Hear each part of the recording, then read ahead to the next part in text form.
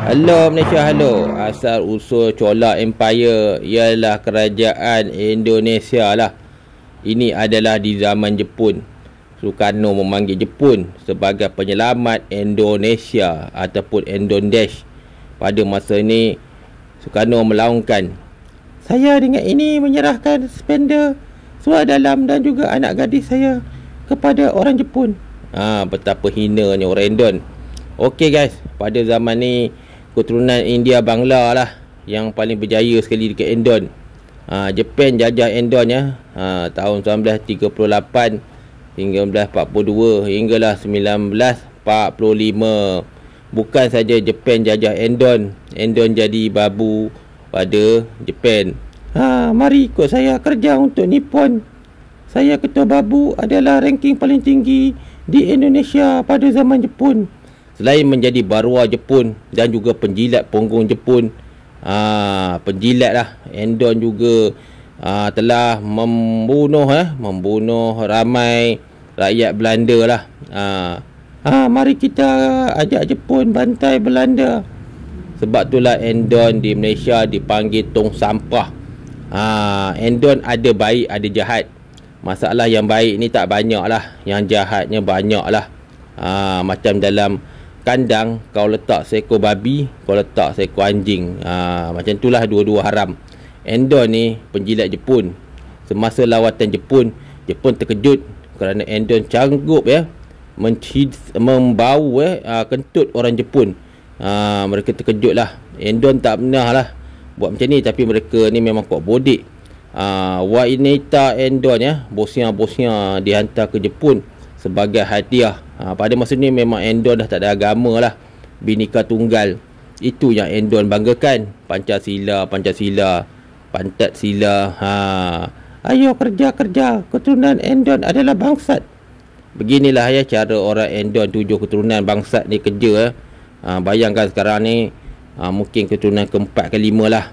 Bangsat Indon ini hidup macam lembu lah dalam kandang.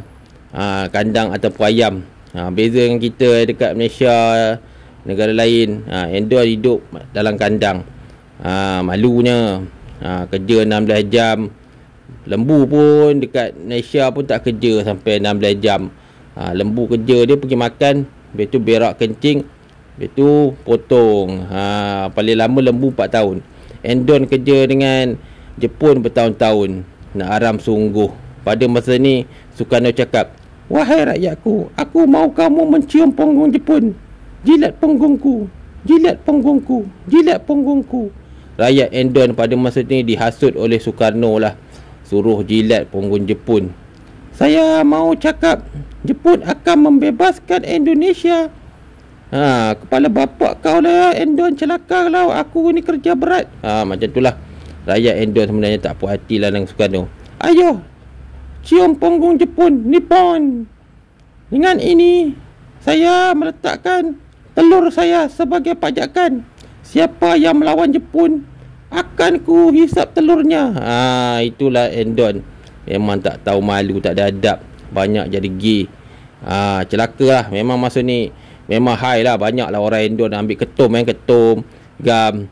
Macam ni, cium punggungku, cium punggungku. Dia punya ayat pada masa pro demokrasi ni, dia cakap, cium punggungku, jilat punggungku, cium punggung Jepun, cium punggung Belanda, cium punggung Malaysia. Pada masa ni Indonesia, nama asal mereka Jepun yang bagi. Jepun tengok dalam plan Kepulauan Hindia Belanda.